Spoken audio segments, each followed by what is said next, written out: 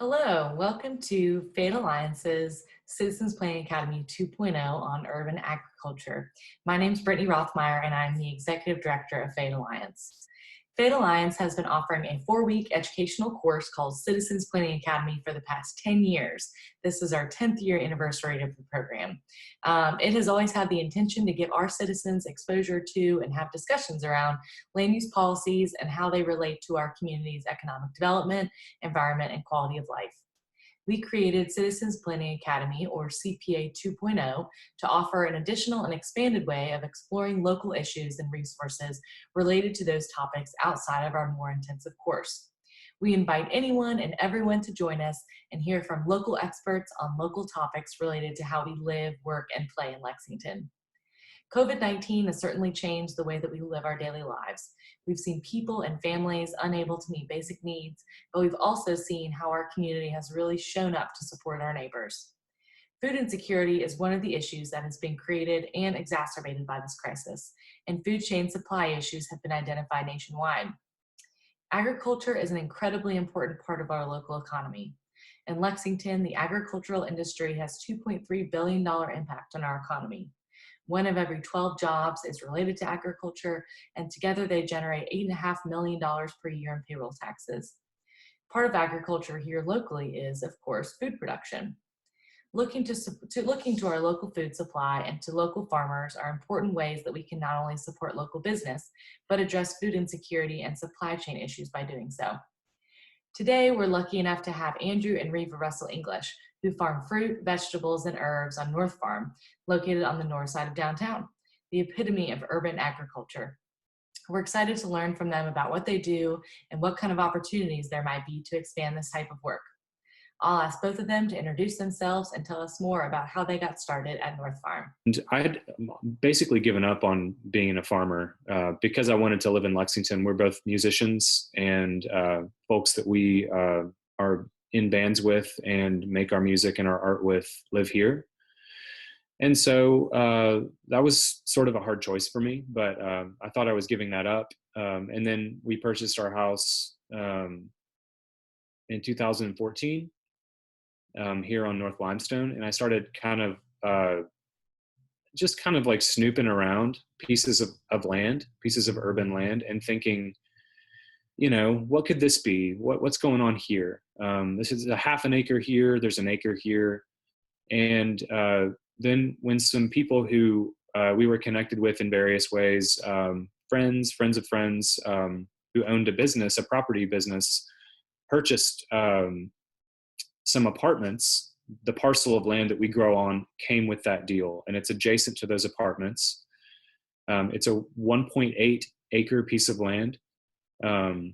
And that's way more than I need from the way that I grow. So I approached them, and I also approached Seed Leaf, which is our local community garden organization in the north side and east end of Lexington mostly.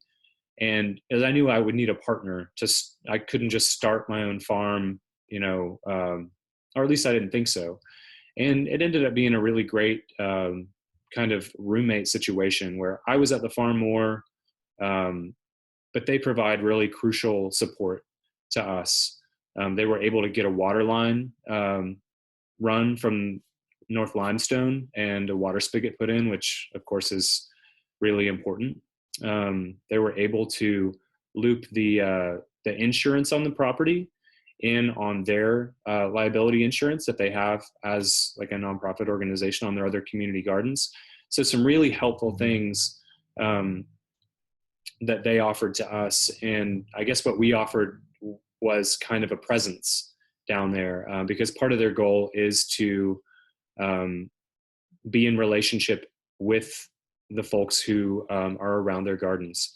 So I guess that's kind of how it got started. It started really small, and our first season we had 8 farm share members, and last season we had 35. And this season we have a few less. We wanted to have a lot less, but we kind of lost track. But I'm now working part-time for Seed Leaf, training folks to learn how to grow their own food as well, to sell or for whatever purposes they want. So that's sort of the short version, I think. That's wonderful. What about you, Reva? Introduce yourself. Tell us a little bit about you. Yeah, so as Andrew said, I'm a musician, and so being in a place where I can play music is very important. And for those of you who don't go out and hear music here late at night at the bars, you should. The music scene here is exceptional. We are so lucky to live in Lexington, where there's so much good music. And I grew up in Kansas originally, and my parents were not farmers, but both their parents were farmers. And generationally, I come from farming people, and it was never anything that appealed to me because what I saw where I'm from is, even though it was family farms, it's like really large commercial oriented agriculture. So 3,000 acres of soybeans, 2,000 acres of wheat, and running cattle on 500 acres. Big moon vehicles and tons of chemicals and scary market realities and debt leveraging and things that both sounded dull to me when I was growing up and terrifying. And so farming wasn't ever anything I thought I wanted to do because I didn't know that it could be done in a way that was personal. So I feel in a lot of ways that I kind of lucked into this. I lucked into meeting Andrew, who has a really strong farming background and growing background, even though he doesn't come from farming people. No, I grew up on Southland Drive. Yeah.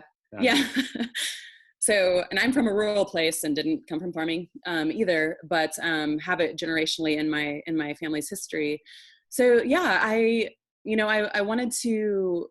I think as artists, we both are really interested in the other one getting to do what we find fulfilling, and doing whatever we can to negotiate those obstacles, to remove them, and to support each other. And Andrew really loves growing. So I was like, well, let's try to figure that out. And because we have, I think what it boils down to is we have, and this is part of the charm of Lexington, in my opinion, is that we have a lot of social capital here. We don't have enough money to buy our own land in the city. And now that we're growing food, we never will. We just like guaranteed it, I guess. So we rely on partnerships. We rely on an interdependent web of folks. And that has worked here. It's been friendship and relationships and partnerships that allow us to grow. So at the same time that we're sort of fulfilling, what aligns with our own worldviews about how land should be treated and where food should come from, those sorts of things, we're also like strengthening ties within our community and within the people that we already know and love. So yeah, I honestly feel I just lucked into this because it was something Andrew loved and wanted to do. And because I love Andrew, I wanted him to get to do it, and now I get to do it with him. Well, that's incredible. And yeah, I mean, to your point about Lexington just being a unique place, and I think this is such an amazing example of how, we have this vibrant city. There's, this music scene and the local food scene, which I want to get into a little bit more as well. But, there's also this opportunity, we think of ourselves, we have, like I mentioned, a significant agricultural industry here, but a lot of people only think about that as farmland, as land that's being farmed outside of our urban services boundary, outside of the city. And so I think this is just an incredible thing that you guys are doing, here right in the middle of our very vibrant downtown, and that you're showing that it's possible to do so on a small scale. And how does that scale? I mean, it obviously affects, how many farm shares you're able to offer and things like that. But are you at a manageable point size-wise right now? Do you think the ideal size or plot of land is bigger or smaller? Or how does the scale come into play for you all? And how can that be expanded to other places in Lexington, I guess is why I asked about that scale question. I think we're interested. I think each farmer, each theoretical urban farmer would have a different ideal size for their plot of land because there are different goals. So it's just kind of like, what are you trying to do? What we were trying to do was kind of show that you can grow a lot of food on a small piece of land, and also show that it is, from a community standpoint, from a what's the word I'm looking for? Like a quality of life standpoint, it's a good use of land to grow food. not just because food is like vegetables are good for us, or, I'm not talking about dietary reasons. I'm mostly talking about community reasons. So existing in the same space, like sharing space, being outside, like connecting with neighbors over food. Like there are very few things that we can all sort of like, talk about and have memories and stories around, but we all have like stories around what we eat. We have memories from childhood. Most folks have been in a garden at some point in their lives, especially a lot of older folks have like great stories. And there are a lot of people in Lexington who came here from rural places. And almost everyone in a rural place has a food story that involves growing food. So I think if you wanted, there's so much possibility in urban growing. So if you just had a half an acre, and your goal was to grow specialty herbs, for Lexington's restaurant industry, let's say, you could totally make a living doing that. You would just have to establish those connections and those relationships. There's so much buying of food that happens in Lexington, in the city, and being close to those places that need those specific things is a real advantage. Even if you're going at it from a purely capitalistic standpoint, like if you're into business, you have an advantage by being located close to the places that are buying your product. So there's everything from what we're doing, which is a little bit more of a labor of love, and it's not exactly focused on us making money to put into the savings account. It's more based on how can we do this again year after year. We need to make enough to do it again the next year.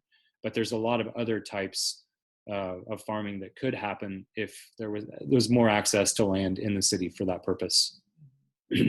And do you all have any, as far as you obviously have the farm shares for individuals, are some of those restaurants as well? Do you all sell to any local restaurants?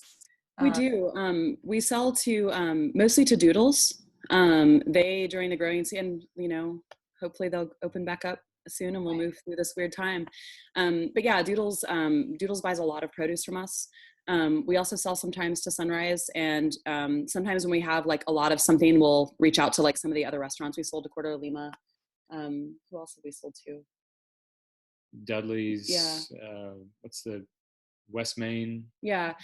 We've sold. Yeah. So sometimes we reach out to other ones, but because we're very intensive in the farm share, and then also we sell to a lot of kind of a new model, which is a community market model, which is organized by community members, and there's it's like a tiered payment system, and so that's also a place that we sell a lot of our produce to. We don't do a ton of restaurant selling because that is like, as Andrew was saying, it's a lot of relationship building. There's also in the restaurant world, you need the thing you need, and when it comes to like running a farm share or even dealing with a community market, it's a little bit more flexible. And because we grow in the manner that we do and only on the size and scale that we do, we need that flexibility. I'll just give one example. And this is like one of the pitfalls of urban agriculture. Last year, we had somebody come and like steal all of our green curly kale. And if we'd been selling to a restaurant who was relying on that, we have people relying on it in our farm share, but they didn't know we were going to give it to them that week. So they didn't have to know. We'll give them collards, or, we'll adjust. And there are a lot of, the restaurants here are actually very flexible and enjoy like making menus with what's available from their local farmers. But the flexibility that we enjoy through the community markets and the farm share, is something that we really appreciate. But yes, we do sell to some restaurants. It's just not our focus. Absolutely. No, that makes sense. How have you all seen, our local food economy change? The interest in talk maybe a little bit about what's behind that. And I think especially in light of, this health crisis, what impacts that has had and will have on our local food economy. I mentioned the food supply chain issues, the importance of knowing where your food comes from, and in your all's case, being able to grow it. But I'm just curious, I know that has evolved so much in Lexington, over the past decade. I just, what's your all's perspective as it relates to that? Well, one thing that I'm really grateful for, and I think it's not just happening here in Lexington, it seems to be a nationwide and for all I know, global sort of phenomenon, which is that people, it's trendy to dig local food. Even if people don't really have a good reason for that. Like, you know, there's a lot of economic reasons we can talk about, climate and planetary like treatment reasons we can talk about why that's important. Local food is more nutritious because it didn't travel as far. Local food is tastier because it didn't travel as far. But regardless of all the good reasons for local food to be what we eat, restaurants want to sell it and people want to buy it. And even Kroger has local food, you know, they're sourcing more locally. So that's been a really, really positive trend in sort of like fine dining all the way down in the last, like, I don't know, it's probably been 20 years now, but I feel like in Lexington, it really was picking up about 10, 12 years ago, which is fantastic. And hopefully that trend will never die. And we will all benefit from it forever. But, you know, it's funny that at the same time that's been happening, you know, even before this current like pandemic crisis and the increased amount of food insecurity and hunger, there were almost 50,000 people in Fayette County who were food insecure. So it's interesting to live in such a like fertile, healthy place with a lot of local food, both in the surrounding counties and here, or even just in the tri-state area. You know, we have a lot of food that gets grown here, and yet so many of our neighbors don't have access to that food, or they can't afford that food. So I feel like in some ways we've had like, as one thing is getting better, another thing has been kind of retreating. And I'm not sure that we have addressed that very well as a city. We're not the only ones who haven't addressed it well. You know, I feel like it's a nationwide and global problem. But this current crisis is exacerbating it. We have a lot more hungry neighbors than we had before, and we had too many before. Yeah, so what can we do locally to address it? And I mean, I think that there are different ideas and things that we can come up with, but something needs to be done. Something already needed to be done, but even more so now, something definitely should be done about it. What kind of other organizations, you know, I have been so encouraged by all the local community efforts around that. You know, I know Food Chain and Keelan and some other partners came together and started Nourish Lexington, and I'm sure Seedleaf has been involved in that as well. You know, what efforts have you all seen, and then are there ideas to expand those efforts? You know, how do you think, or what are some ways that we can look at expanding those types of efforts to address some of these issues that, to your point, have, you know, only been exacerbated by, and this crisis is really just highlighting them now, even though they already existed? I think maybe part of the opportunity that's presented because of this crisis is, you know, I think it's revealed that just feeding people who are hungry, that's sort of like an emergency measure. That's sort of like the emergency room. And what we're looking for is maybe something that's more sustainable than just, it's really beautiful what's happened with Food Chain and Community Action Council, you know, getting together to feed so many neighbors. But then, you know, after this is over, what can we do to try to undermine that hunger in the first place? And maybe because I focus on growing, like the answer to me is, how do we get more people where they live involved in growing food, and food that can feed their families, food that can feed their neighbors? How do we transition on a scale from consumer to producer? How do we move closer to this side? How do we produce more of the things that we need to live as communities, as families, as individuals? So I think that's a really, and this is some of the best land in the entire world in Fayette County. Some of the most fertile. I mean, talk to a horse farmer, talk to a cattle farmer, like, this land is amazing. And typically, you know, if that's the case, the land in the city is also amazing. And I've found that to be true in a number of places I've lived. So how can we encourage and give people the tools and the resources and the training they need to start backyard gardens, start, you know, community gardens with the leadership of long-term residents and things of that nature is what I wonder. Yeah, I think there's also opportunity to do some more intentional and not necessarily profit driven, but profit concerned kinds of farming for folks too. It's one thing and an essential thing for more of us to be growing more of our food. You think back to the Victory Gardens era of World War II, when, because of supply chain needs and because of national resources, a lot more folks started growing their food again. One thing that's really interesting, Andrew pointed out, we were doing some research on Victory Gardens, and in all the photographs and illustrations about it, it was all white folks. And one of the things that then we remembered, just historically, is that for a lot of people of color in the United States, they were always growing Victory Gardens, because they, their access to wealth and to resources like home ownership and things were always limited through policy reasons and other things.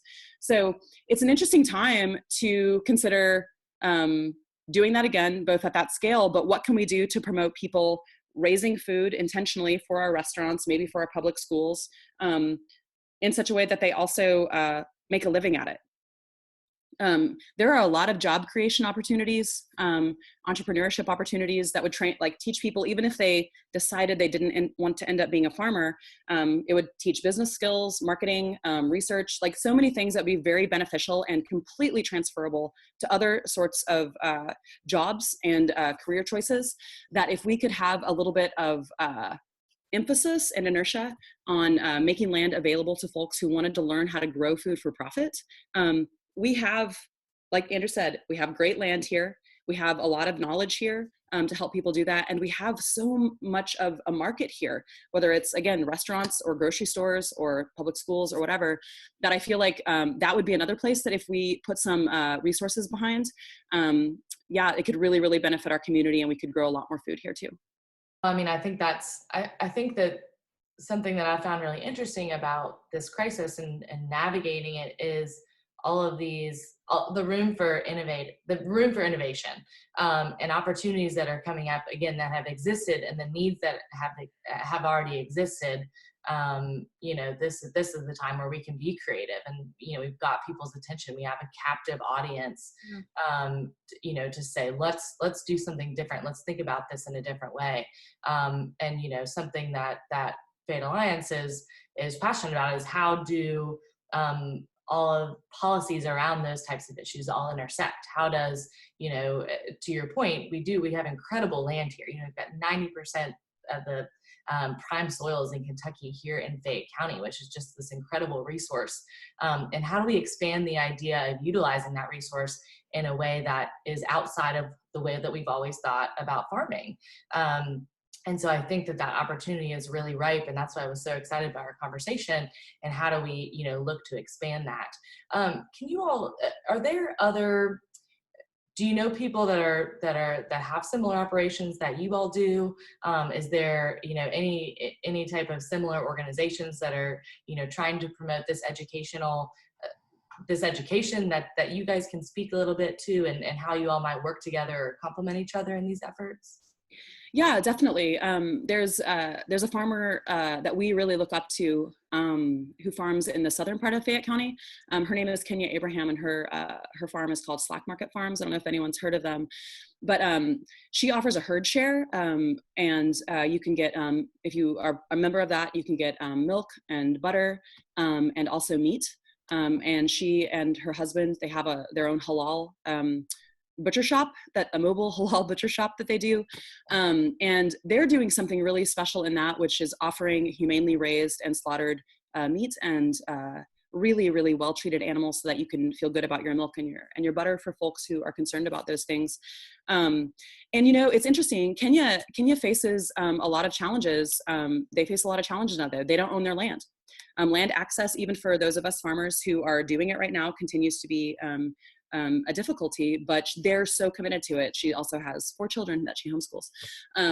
So she's got her hands full, but she's a remarkable person. So that's one place that I feel like is doing some really good work. And then there's we have some local organizations that do a great job. We're huge fans of Seedleaf.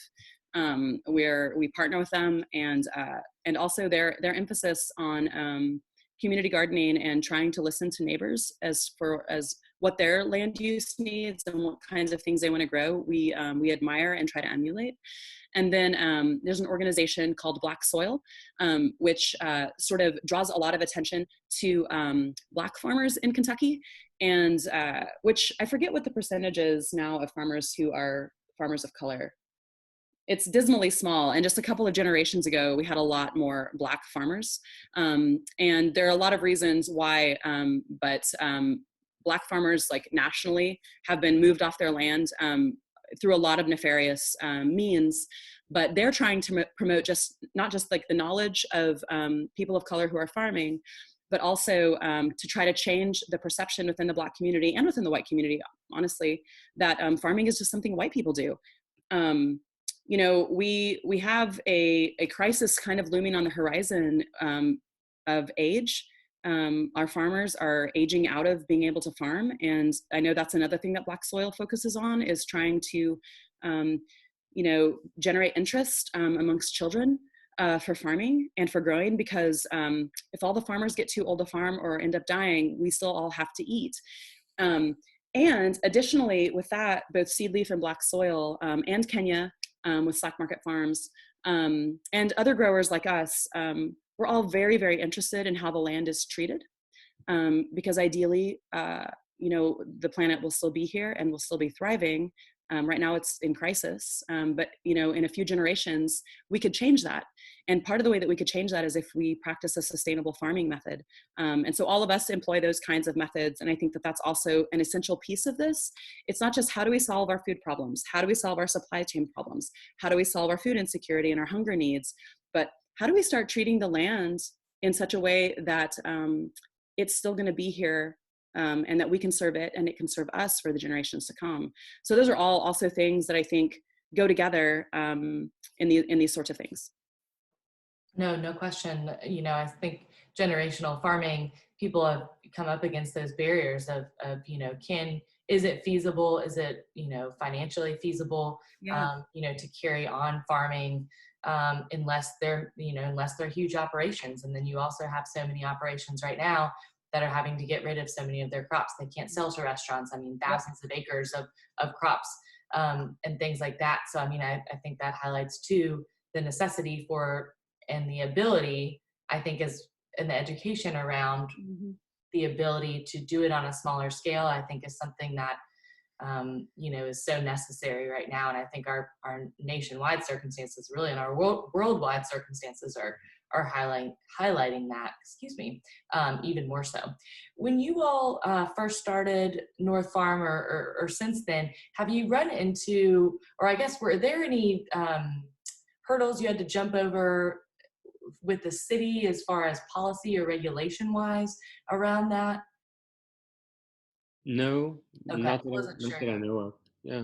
I can't even remember I don't remember what like the place we grow on is even zoned. Do you remember? It's zoned. No, Maybe we shouldn't talk about it. it. It is. It's zoned for more apartments.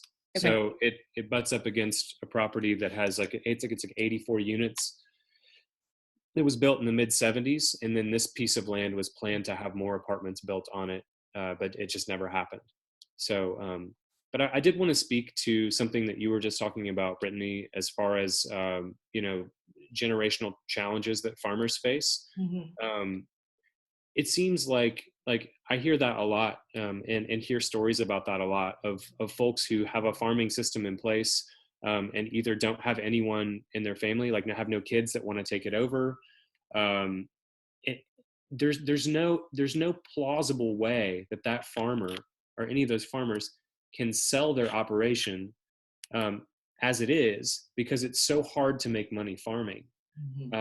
So to me, it feels like that's partially market driven, because a lot of the food that we have shipped in is subsidized by the federal government, whether it's oil and gas subsidies or agricultural subsidies of some kind. So from the smallest farmer to some of the biggest farmers in Kentucky, it seems like there needs to be something that makes it easier like technically just financially easier for someone to choose to farm.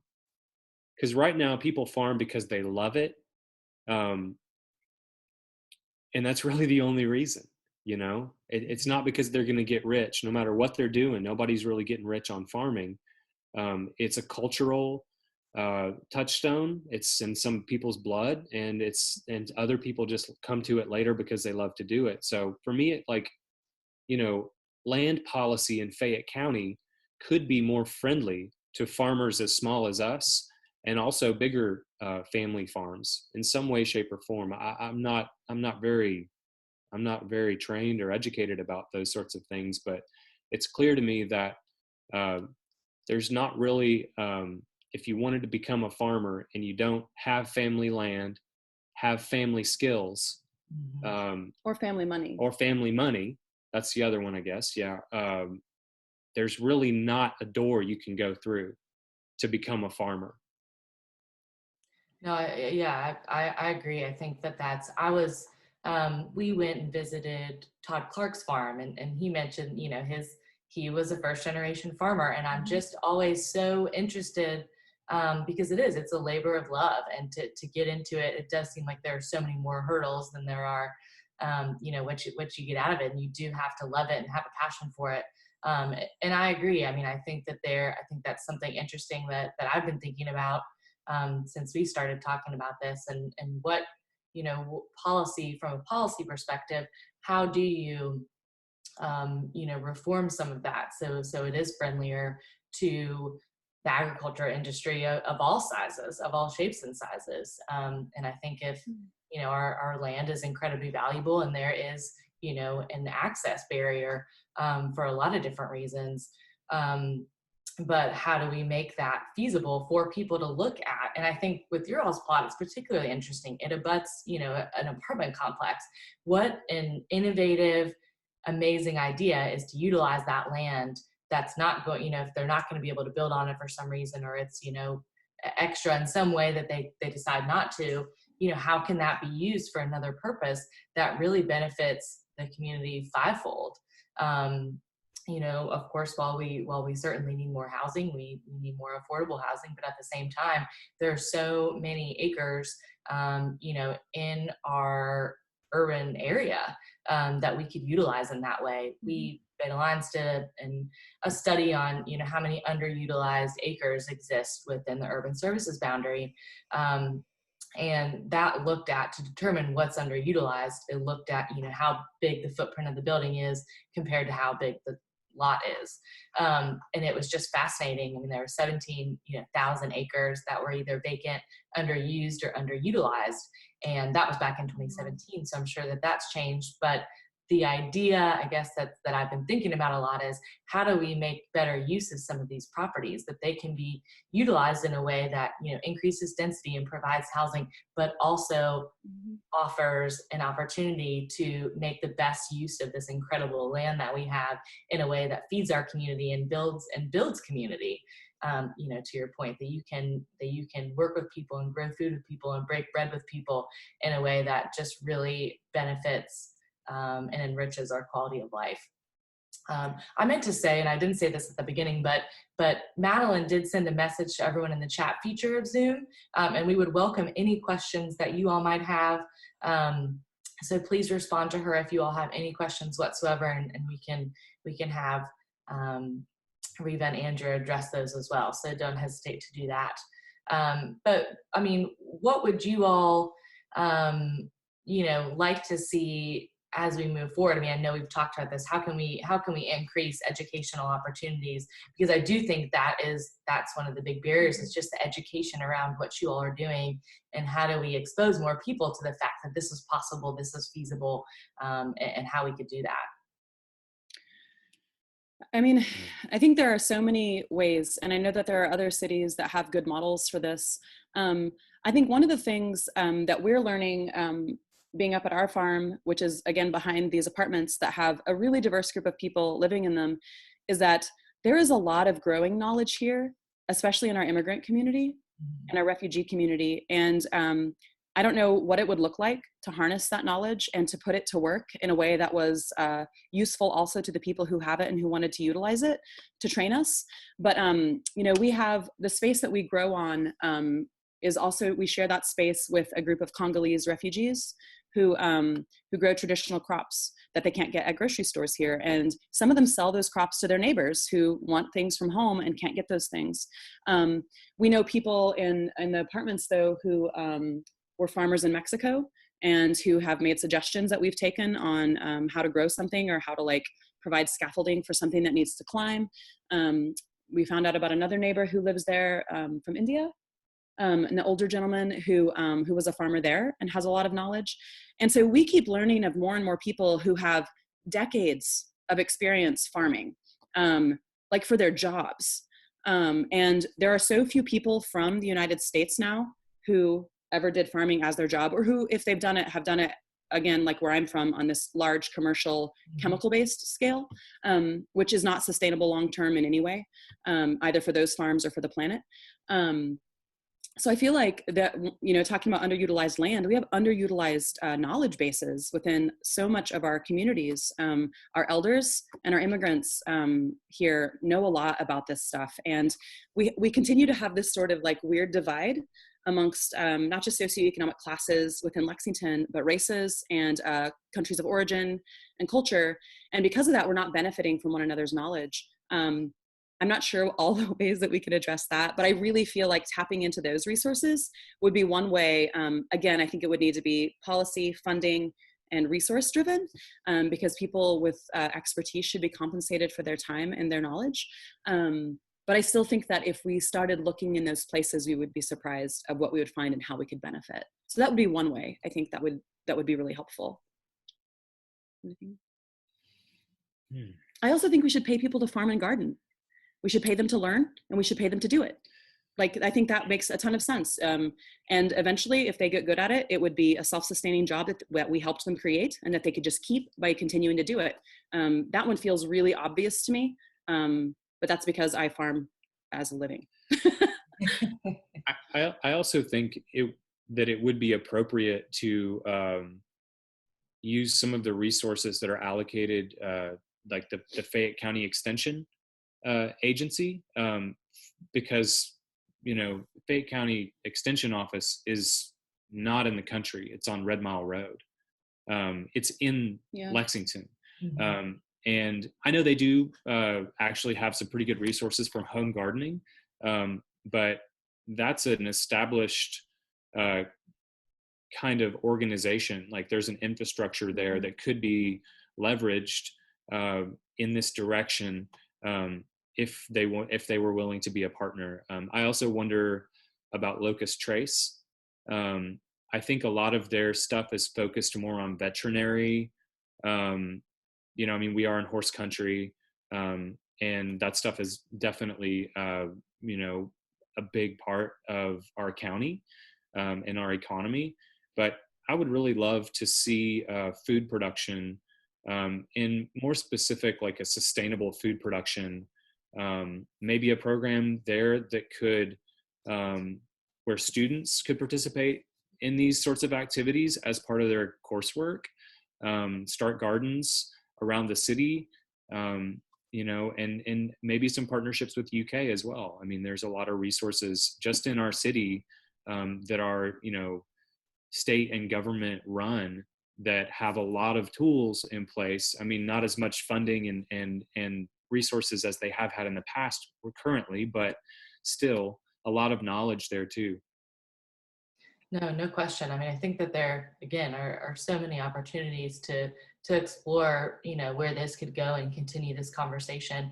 I know something that we've been looking at is how early can you start having these conversations with people? At what age can we start these thoughts? We did a partnership with Farm Bureau with J BizTown, so the Junior Achievement Program, to talk to kids about these opportunities. And so I think it's there. You can start, that conversation young, where this is an option. These are the resources you have to get access to those options. And so I think there's some really exciting things, and I'm, excited to continue this conversation with you all. I think it's think it's something really valuable to this community because of our land. And, this just offers such a wonderful connection for people to agriculture that I don't think a lot of people think that they could have. This is how it affects their everyday life. And that's kind of always something, we're exploring is how do you relate to that on a very daily level? Is it what you eat? Is it what you spend your time doing?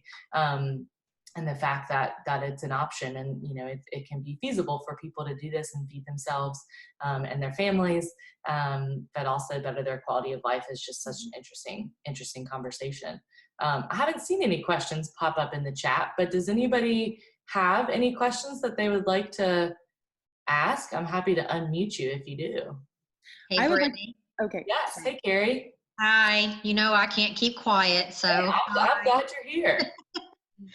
So I just wanted to interject a little bit about a couple of things that I've heard.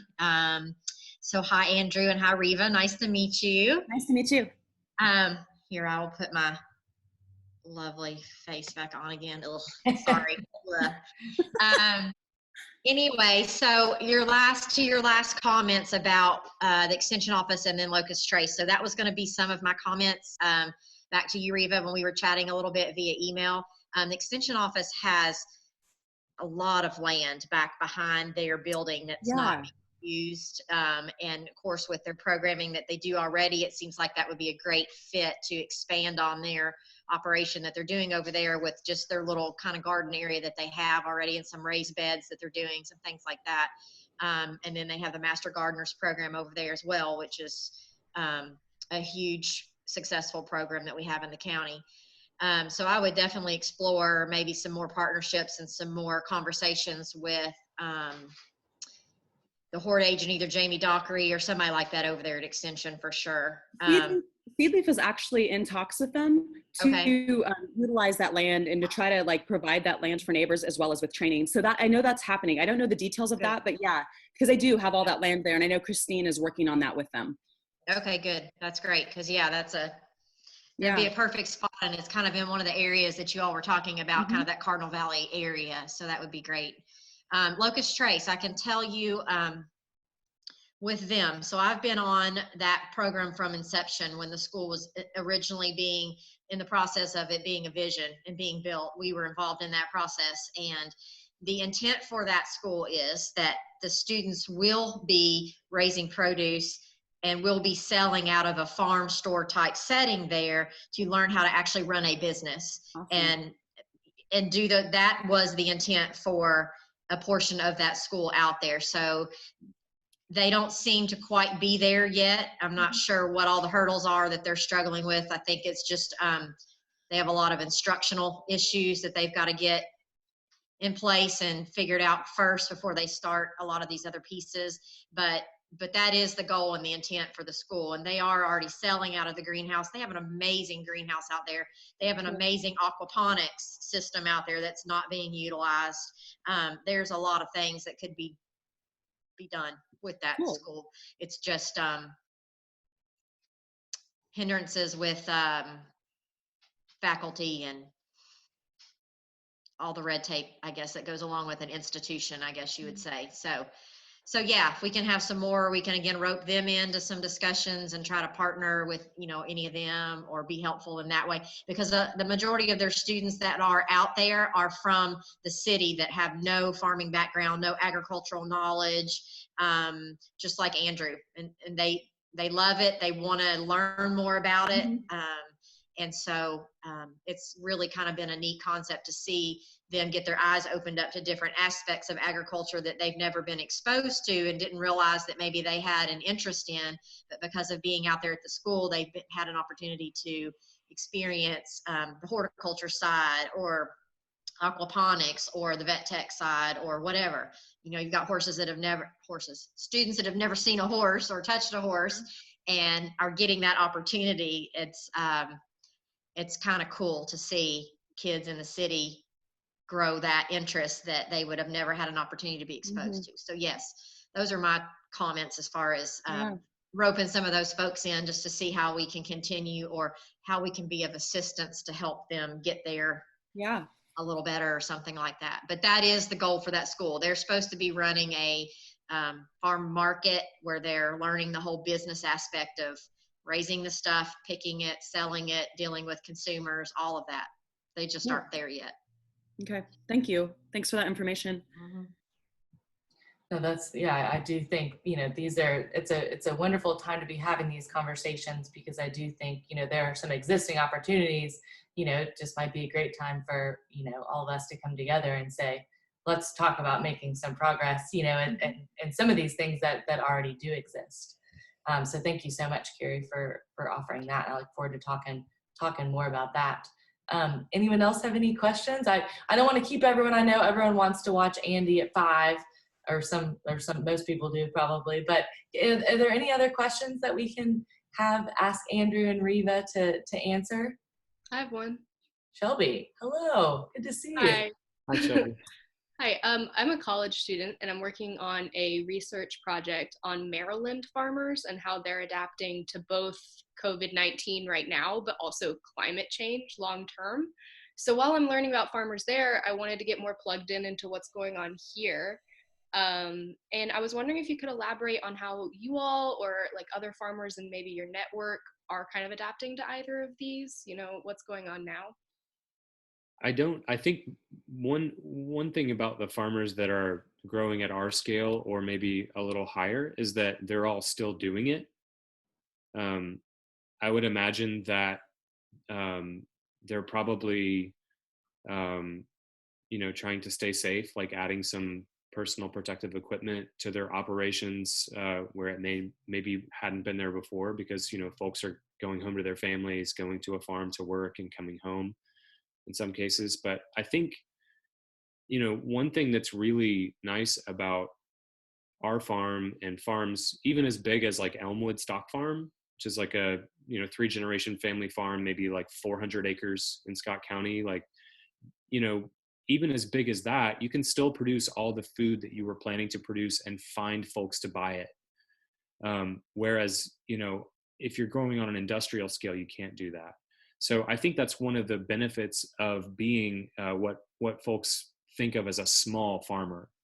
I would think of some of those small farmers as being pretty big, but not too big to be adaptable in times of crisis. And the other thing that I would say on the climate change side, just like one kind of like anecdote, is that we're getting different kinds of pests in this area of the country that we've never had before. So that's one of the challenges that is that's coming at us. We're getting something called a Mexican bean beetle is really thriving. Started about 2 years ago here, and it's just moving a little further north each year. Maybe like 1 or 2 counties, each year are experiencing it for the first time and having a lot of trouble growing any kind of bean crop in the middle of the season, in the warmer time in the season. Like early bean crops aren't being affected, but that's just one anecdote as far as climate change. I'll also say, Shelby, that another way in which we're adapting to climate change that is, things have always been changing. Obviously, the climate change that we're a part of now is negative because it's happening very quickly. Change has always been part of our environment, but this is happening way too fast, and and is I think human caused. But there are these like weird silver linings. Like we can grow peanuts here now. So that sucks is awesome. And maybe in 20 years we'll be able to grow lemons. Like what a bummer. That would be great. So it's terrible. Like, don't get me wrong. And one of the ways that we're responding to climate change is the way that we always have, which is we're staying the course and growing in a sustainable way that doesn't harm the land, that actually benefits the land and therefore benefits, we hope, as our indigenous folks would say, down to the 7th generation. Like, are we making choices now to ensure that the 7th generation has land to grow on and food to eat and water to drink and air to breathe and cats to pet? The whole scheme of the world. Like, are we ensuring that it's still here? So one of the ways we're adapting to climate change is staying the course. We are going to keep growing in a way that preserves land and preserves it in a way that our kids can still be growing. It's really cool that you bring up the seventh generation. We did an interview with the Intertribal Agricultural Council, and that was Oh, wow. most of what was talked about, is kind of working towards a bigger picture generation. Yeah, thank you. Yeah, because we have bills to pay right now, but if what we're doing is going to undercut, that far into the future, it's not worth doing. Like, we have to make all of our choices in such a way that we're always remembering, like, that far down the line, or it's a dishonest choice, I would say. Like, it's shortchanging, like, the future generations. And thanks so much for your work and talking. Yeah, that's exciting. Your thing about Maryland, I would love to learn about it. Is it something you're going to post online? Ultimately, we're still kind of in the middle of getting institutional research board clearance, and Cool. We've just begun conducting interviews. So I think at the end of the summer, it's going to be something about how farmers are making short-term adaptations, and how that can kind of be an indication of how long-term we're going to have to adapt quickly to climate change. But yeah. Thank you, Shelby. Anyone else have any questions? Certainly happy to answer. I want to say one quick thing that just came into my mind as there was conversation happening between Brittany and Andrew, which is how do you get farmers into farming when it's so expensive to start farming and you just don't make very much money unless you already have access to land or family money. And I was thinking from a policy perspective, one of the ways that we've tried to solve housing here in Lexington for folks who can't afford housing is the Affordable Housing Trust Fund. And I know that we would need a tax overhaul in Fayette County to do this, which I think we should all do, and we should all call our council people and say that we want our taxes raised. What about an affordable farm trust fund? So that folks who would never be able to farm would get to and would not have to go into such massive debt that they would then have to leverage what I think are more harmful agricultural practices to try to pay the note on their farm. So I wonder if something like that could be possible. Yeah, I mean, I think, obviously we've got a lot to look at as far as our revenue sources and looking at our budget. But I also think now's the time to really prioritize, what do we value as a community? What kind of resources do we want to continue to protect? And why we want to do that? We want our resources, our land, our community to be around for generations, and how are we going to ensure that we protect that and put policies in place to do so? So I think that those are really good questions. And I think what communities like ours and really across the country who are going to be facing these enormous, budget shortfalls and things like that, we've got to prioritize, what we want to preserve and keep fighting for that. I think that's just really, really critical to how we go forward. But thank you guys. Brittany, that, and I hope I'm saying this correctly, that through the Ag Finance Committee in Frankfurt, they pretty much do a beginning farmer loan as it is. It's basically zero interest. It's a very, very, very low interest. They do those loans all the time to try to help farmers get into the business of farming. So there is some of those programs already out there. But it would be neat. It would be really neat for us to have kind of maybe even our own Fayette County thing. If we could create something like that, would be really cool, because this is a statewide program, but there are some of those type of programs that already exist that are very, very low interest to help people get started. Yeah, that's great.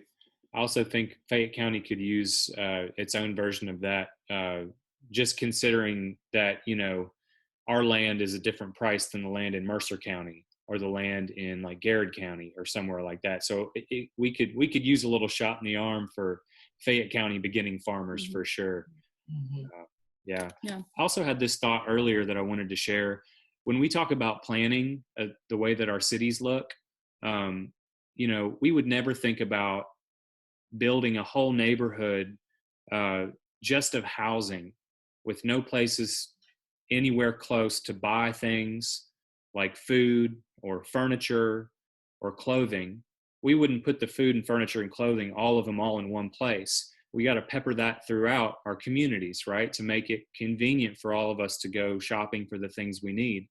What if we thought about gardens and food production in the same way we think about grocery stores and check into cash and gas stations and all these other things? What if we thought about, and this is an idea that I didn't have, I had kind of separately from, but another elder had years ago named Jim Embry.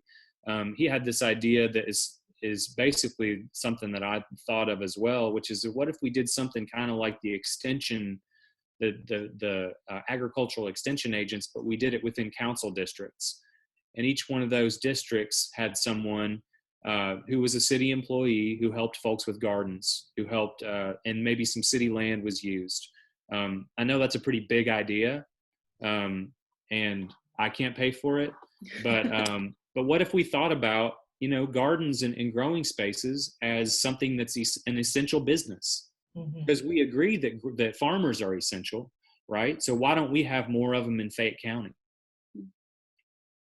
No, I mean, I think those are great questions. And, I think, again, this kind of crisis has highlighted when you live somewhere, you want to live in a place that encompasses, your resources and where you get your food and where you spend your time and where you work and, where you live, work, and play, right? All in, ideally, in a wonderful world, in walking distance from your home, or at least close. And so I think those questions, especially around planning, is how do we plan livable communities as opposed to how do we just plan housing? And I think that's a really interesting consideration, is how do you fold food production and all of the benefits that small scale farming like that could bring to a community, and how does that become a piece of how we think about how we put our policies into place that dictate how we are planning that type of development.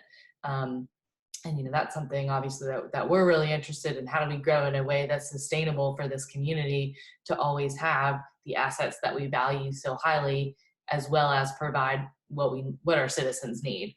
And so I think those interests are always changing, but I think that this is a really interesting time to have that conversation, as our current comprehensive plan is really focused on placemaking and focused on balancing our agricultural assets and recognizing the value of those, and balancing those with how we make plans and how we do development.